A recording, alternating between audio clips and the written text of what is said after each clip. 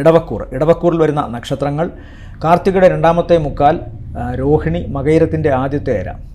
കണ്ടകശനിയുടെ ഒരു ആഴം ഇവരെ തൊഴിൽ സംബന്ധമായ മേഖലകളിൽ ഇപ്പോഴും വല്ലാതെ വിഷമിപ്പിക്കുന്നുണ്ട് എന്ന് കാണാം. 11ാം ഭാവത്തിലേക്ക് വന്ന രാഹു ഏതെങ്കിലും തരത്തിലുള്ള ഒരു വരുമാന മാർഗം ഇവർക്ക് കൊടുക്കുമെന്നുള്ള കാര്യത്തിൽ സംശയമൊന്നുമില്ല.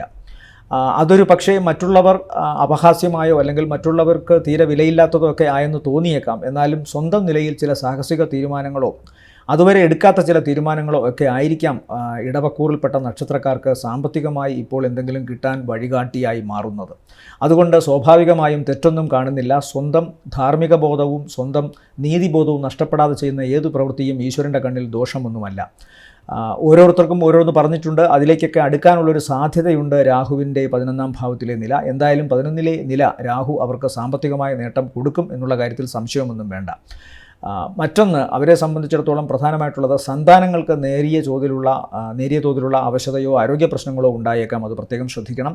അതായത് കാർത്തികയുടെ രണ്ടാമത്തെ മുക്കാൽ, രോഹിണി മകയിരത്തിൻ്റെ ആദ്യത്തെ അരയിൽപ്പെട്ട നക്ഷത്രക്കാരുടെ മക്കളുടെ കാര്യമാണ് ഞാൻ പറഞ്ഞത്. അവർക്ക് സാമ്പത്തികമായോ അല്ലെങ്കിൽ അവരുടെ പഠന സംബന്ധമായ കാര്യങ്ങളിലോ അവരുടെ ആരോഗ്യ സംബന്ധമായ കാര്യങ്ങളിലോ ചെറിയ പ്രശ്നങ്ങൾ ഉണ്ടായേക്കാനുള്ള സാധ്യത കാണുന്നുണ്ട്.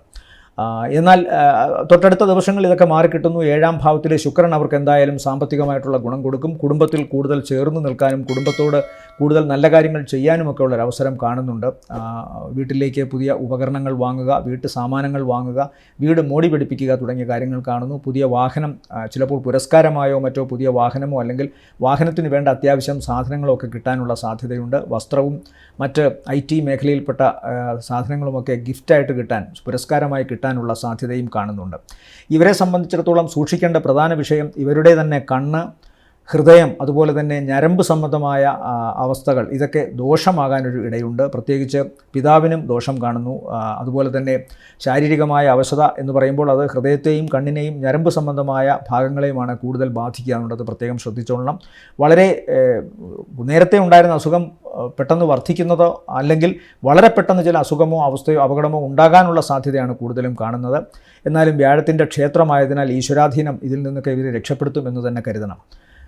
12ാം ഭാവത്തിൽ സഞ്ചരിക്കുന്ന വ്യാഴം അധിക ചിലവ് വരുത്തുമെന്ന് കാണുന്നുണ്ട്. ഒരുപക്ഷെ ഈ അധിക ചിലവെന്ന് പറയുന്നത് 7ൽ നിൽക്കുന്ന ശുക്രൻ ഇപ്പോൾ അവർക്ക് 15ാം തീയതി വരെയും സാമ്പത്തികമായ ഗുണം കൊടുക്കുന്നുണ്ട്. അപ്പോൾ സ്വാഭാവികമായിട്ടും 6ാം തീയതി വരെയുള്ള ആദ്യത്തെ ആഴ്ചയിൽ അവർക്ക് സാമ്പത്തിക നേട്ടം ഉണ്ടെങ്കിലും അതിനൊരു ചിലവും കാണുന്നുണ്ട് എന്നുള്ളത് പ്രത്യേകം മറക്കാതിരിക്കുക. അത് ആരോഗ്യ സംബന്ധമായ കാര്യങ്ങളിലാണ് കൂടുതൽ കാണുന്നത്. മക്കളുടെ വിദ്യാഭ്യാസ സംബന്ധമായ കാര്യങ്ങളിൽ കൂടുതൽ മികവുണ്ടാകാനായിട്ടും പണം മുടക്കുന്നതായിട്ട് കാണുന്നുണ്ട്.